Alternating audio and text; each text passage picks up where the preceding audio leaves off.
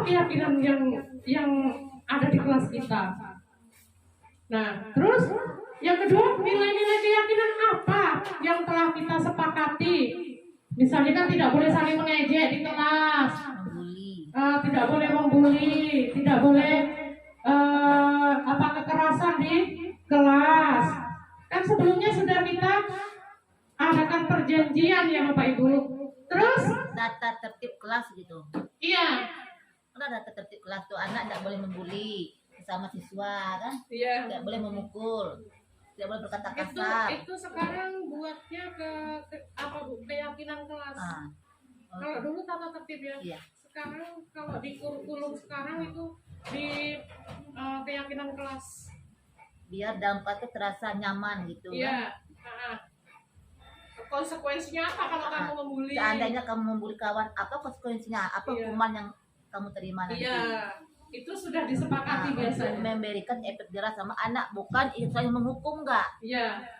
Iya Bu. Untuk membuat kenyamanan dalam kelas gitu kan, biar nggak ada istilahnya membuli lagi dalam kelas. Biar antum merasa nyaman di dalam kelas tuh, merasa punya tanggung jawab dan merasa mereka tuh satu sama lain saling membutuhkan. Iya. Apa namanya? Kekeluargaan lah. Iya Bu.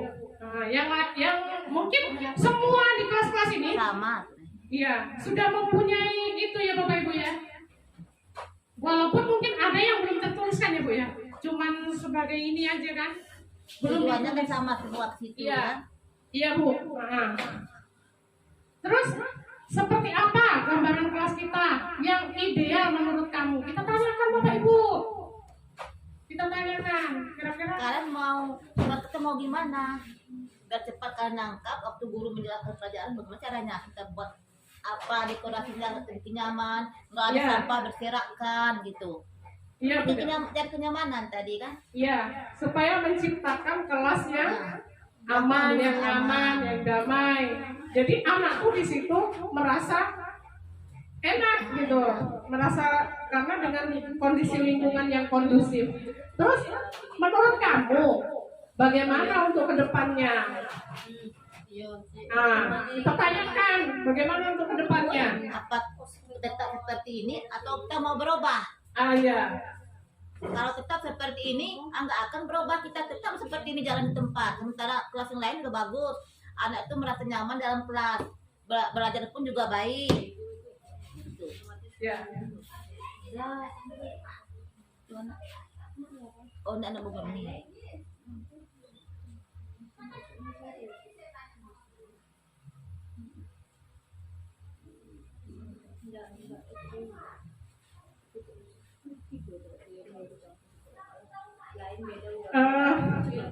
Slide terakhir Bapak Ibu, ya. Terima kasih. Nah, Bapak Ibu, mungkin inilah sekilas apa saya tentang disiplin positif. Mudah-mudahan di sekolah kita untuk kedepannya bisa kita terapkan dengan baik. Walaupun saya rasa, saya tengok semua bapak dan ibu guru di sini sudah melakukannya, ya. Cuman kita akan terus berinovasi supaya lebih baik lagi. Saya tengok di situ di kelas-kelas kita sudah ada keyakinan kelas, sudah ada peraturan kelas yang disepakati antara siswa dan guru, antara murid dan guru. Jadi untuk kedepannya kita tingkatkan lagi supaya permasalahan-permasalahan itu tidak ada lagi di sekolah kita. Misalnya kayak pembulian atau kayak kekerasan. Mungkin kalau kekerasan kita sudah lumayan ya Bapak Ibu. Terus tingkat mengolok-olok itu juga pembulian ya Bapak Ibu ya. Nah, terus tingkat mencontek misalnya, itu mencontek itu sebenarnya masalah bukan Bapak Ibu? Masalah. Iya, masalah. Itu sesuatu yang harus kita tangani dengan betul. Ya, intinya kita sebagai guru itu tidak boleh mengambil keputusan secara sepihak atau memberikan sanksi atau hukuman yang sifatnya tidak sesuai atau tidak relevan. misalnya seperti tadi berangkat sekolah terlambat, kita suruh membersihkan WC atau membawa sampah itu tidak relevan. Sudah bawa bendera ya. Iya, oh iya Bu, menghormat bendera, suruh menghormat bendera atau berdiri di depan kelas. Masih ada Bapak Ibu yang seperti itu? Sekarang nggak ada lagi. Saya rasa tidak ada. Iya. Sampah. Kutip sampah ya.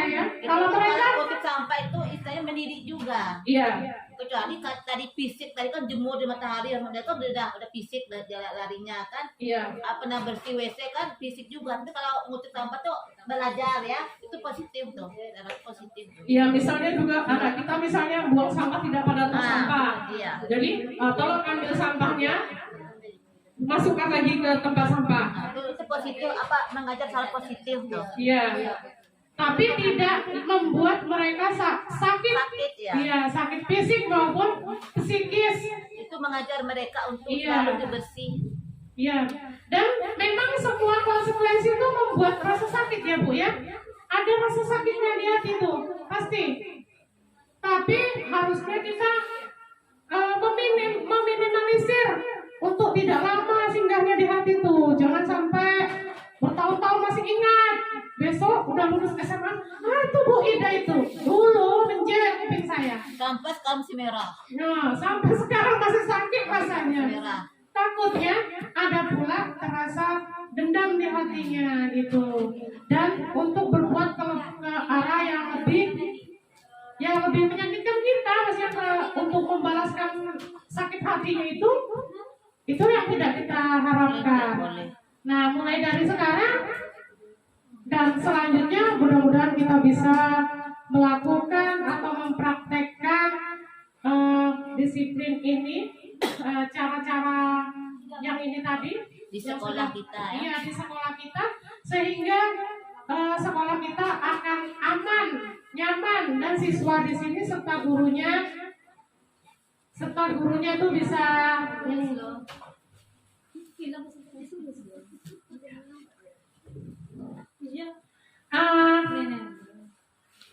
kira-kira ada yang Bapak Ibu mau sampaikan?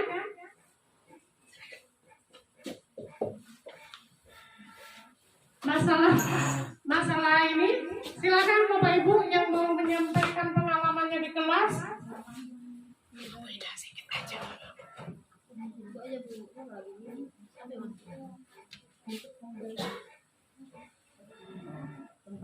Tentang masalah siswa Bu. Silakan Bapak Ibu, silakan Bu Santi. Baiklah Bapak Ibu, saya ingin menanyakan satu pertanyaan ini Bu, Ya. tentang anak yang membuat kesalahan di kelas itu.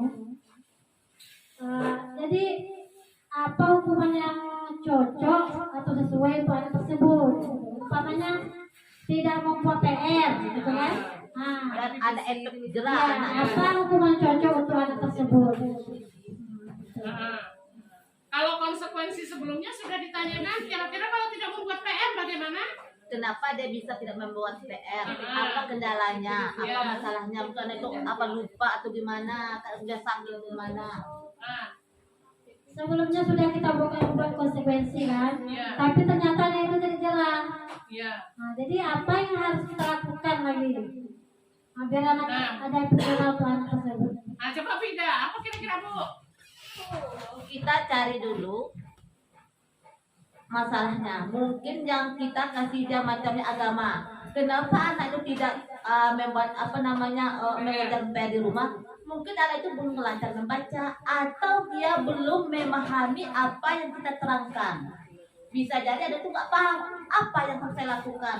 Kadang ada itu apalagi kelas rendah, anak itu kalau mau menulis misalnya, kalau kita nggak pakai WA kelas, kita tidak bisa berhubungan langsung sama orang tua untuk minta tolong orang tua untuk memonitoring anak kita di rumah, mendampingi anak kita belajar. Apalagi kalau 1-2 tuh banyak yang belum bisa membaca Bu.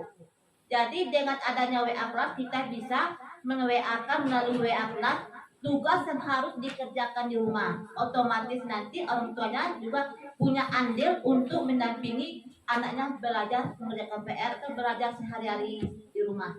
Saya rasa mungkin begitu. Otomatis anak tadi nggak ada lagi kendala untuk mengapa dia belum nggak membuat PR. Harus begitu. Ya, tepuk tangan untuk Bu Ida dan Bu Santi. Nah, Bapak Ibu, ini kendala kita semua ya kan? Iya. Ya, pasti di kelas itu ada yang tidak mengerjakan tugas atau mengerjakan PR. Ya, tugas di sekolah saja itu kadang tidak dikerjakan ya Bapak Ibu. Nah, itu kira-kira apa konsekuensinya? Kita harus cari dulu pokok permasalahan itu. Iya, nah betul. Bandel, memang ada tuh nggak mau belajar kan, itu masalahnya. Iya. Kita tahu sama orang tua, kerjasama antara pihak sekolah dengan orang tua untuk memantau anaknya di rumah. Ya itu tadi jawaban Wida, cuma saya akan menambahkan sedikit. Udah bagus Wida, memang itu perlu kita lakukan. Cuman Bapak Ibu ada penambahan sedikit, bukan cuma ya, ada penambahan sedikit. Mungkin ada anak PR-nya tidak dikerjakan sampai ke sekolah, sedangkan yang lain sudah mengerjakan. Jadi kalau menurut saya, waktu kita belajar, anak itu tetap belajar sama kita. Tapi nanti jam istirahatnya, karena PR-nya tidak dibuat, otomatis dia tidak mendapatkan haknya di jam istirahat. Itu sebenarnya bukan hukuman. Menurut saya itu konsekuensi karena dia tidak mengerjakan tugas. Jadi di jam istirahat tadi dia tetap mengerjakan PR-nya atau mengerjakan tugasnya yang tidak dibuat tadi. Dia harus kerjakan di situ. Nah, itulah Bu konsekuensinya.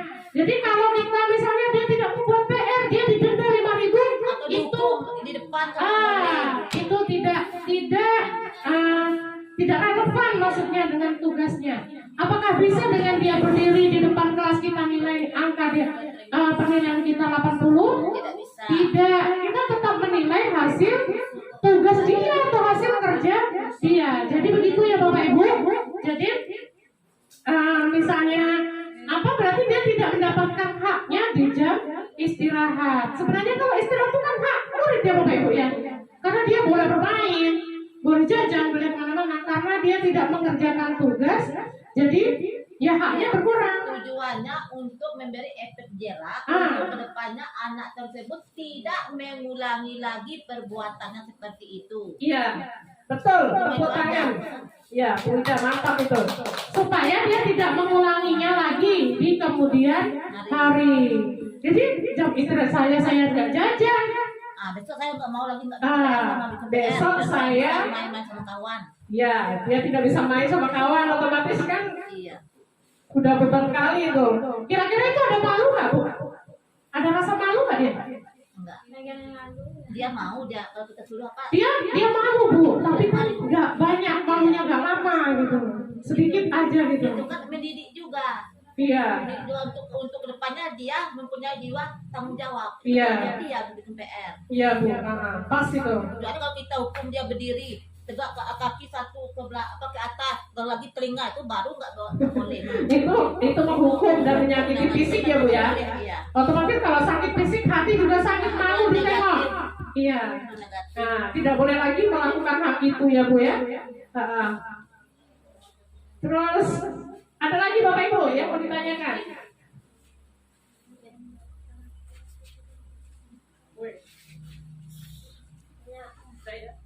Kalau tidak ada lagi mungkin cukup sekian presentasi saya pada pagi hari ini. Semoga ini bermanfaat untuk kita semua dan untuk kebaikan sekolah kita ke depannya, supaya kita juga merasa nyaman, merasa aman dan menjadi seorang guru berada di lingkungan sekolah dengan tidak adanya permasalahan yang cukup banyak, dan bisa menyelesaikan masalah ini dengan sebaik-baiknya. Saya ucapkan terima kasih. Saya akhiri dengan billahi taufiq wal hidayah. Wassalamualaikum warahmatullahi wabarakatuh. Waalaikumsalam.